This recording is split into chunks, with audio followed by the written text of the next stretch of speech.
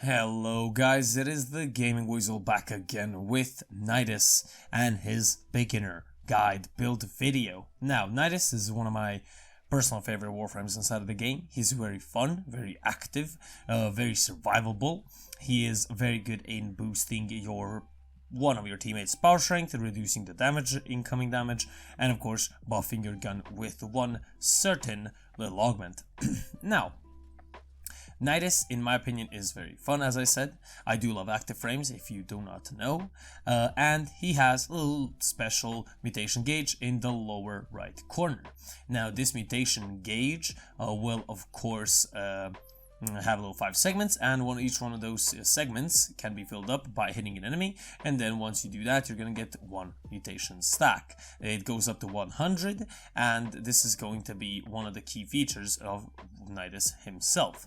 Now, the gameplay in the background, for a little bit of context, is going to be Gabby on Ceres. It is going to be Steel Path, of course, so the enemies are 120, 100 level 140, and they are infested, but you know, infested Warframe and infested enemies might as well do it. So I do have to say that nullifiers are gonna be, you know, a little bit of a I guess a pain in the ass, but they will drain only 1 mutation stack every 2 seconds that you are inside of their bubbles, so keep that in mind. Now, the abilities of Nidus himself. Virulence is the first one. Virulence, I guess, spews out or grows infested grass in front of you, and each enemy you hit will have a 25% chance to refund 25% of your energy back. Now, of course, this does do damage. The more mutation stacks you have, the more damage it does, and of course, the higher power strength, the more damage it does. Now, this, as I said, is a very good energy refunding ability as well, and paired up with a second ability, which is going to be Larva. It drags in enemies and bundles them up in a, in a little bundle.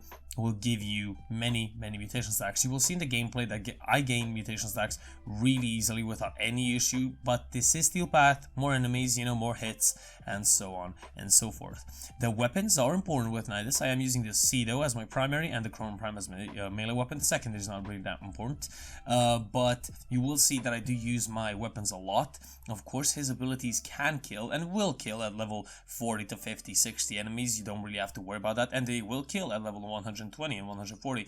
It's just a little bit and a tad bit easier to do it with weapons sometimes as well, just to apply some status effects on enemies and kill them that way, and then use your virulence to kill the enemies.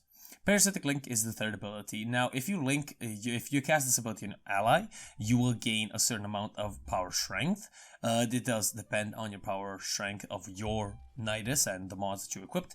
And of course, if you equip it on an enemy, or tag or Parasitic Link on an enemy, you will gain 50% damage reduction. And this ability costs 0 energy, but it does cost 1 mutation stack. So, moving on to Ravenous, his fourth and honestly one of the better abilities. Gluttonous Maggots swarm nearby enemies, and they do damage to enemies. It does cost 3 mutation stacks. It does regenerate health as well. The percentages are based on power strength as well. You can go up to 20 health regen per second. Compared with damage reduction with the Parasitic Link, this is going to be very good. The mods will be at the end of this segment, which actually is right now, because I kind of ended the mod, not the mod, sorry, but the ability rundown. Now, what couple of things do I have to say about Nidus, and what are the key features that I would look out for if I were you? First things first, keep your energy maxed out with Virulence. Try to hit as many enemies as you possibly can with this ability. The more hits, of course, the more mutation stacks. Try to use Larva as often as you can to bundle up enemies, which is going to be very useful because, of course, Virulence, more hits, and so on. And if you're playing high tier missions, maybe level 40 to 50, 60 level enemies in the Void, for example, use Parasitic Link. It's going to be very good. And Ravenous is mostly going to be good in really hard situations, because honestly, it's not that hard to survive with it, but I wouldn't really, recommend it. Now, in the build video, you probably saw that I have a mod equipped calling Teeming Virulence. Teeming Virulence is a Virulence augment. Hitting 4 enemies with Virulence grants 120% primary weapon critical chance for 15 seconds. This is very good.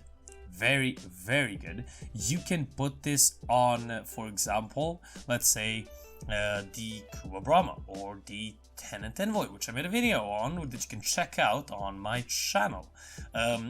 This mod costs around 10 platinum to trade, so you don't really have to worry about it, and it's a really good mod. Pairing them up with good critical weapons, this is going to be a very, very good augment to use. And of course, you saw the build, how it looks like. I do have Umbral mods as well, but you can just expect your health and your power strength to be a little bit lower. I do have adaptation, which is going to be very good for damage type resistance. Primed flow, as I said, Teeming Virulence, Prime Continuity, Hunter Adrenaline for that extra energy, and then Stretch. Now, you could change out Hunter Adrenaline, for example, for, let's say, Transient Fortitude. This is going to be very good, or maybe even Blind Rage if you wanted to, because you're getting energy back anyway, so you don't really have to worry about that energy drain. Stretch, I do prefer you keep on because it's going to be very good. In the auxiliary slot, you can definitely put yourself, let's say, Umbral, sorry, not Umbral, but the range one. I actually kind of forgot what it's called, but you can definitely put on that auxiliary mod. But nonetheless, that was my build, and this is how I recommend that you mod them. A little bit of everything, so continuity just for duration, a little bit of power strength, a little bit more power strength, then some range as well, and the Teeming Virulence augment is going to be very good. Especially if you don't have great weapons, this is going to be very, very good. So, this has been the Gaming Weasel with Nidus. Hope you guys enjoyed. If you guys did, leave a like, a comment, and subscribe for more content on my channel. And I will see you guys on the next one. This has been the Gaming Weasel, over and out.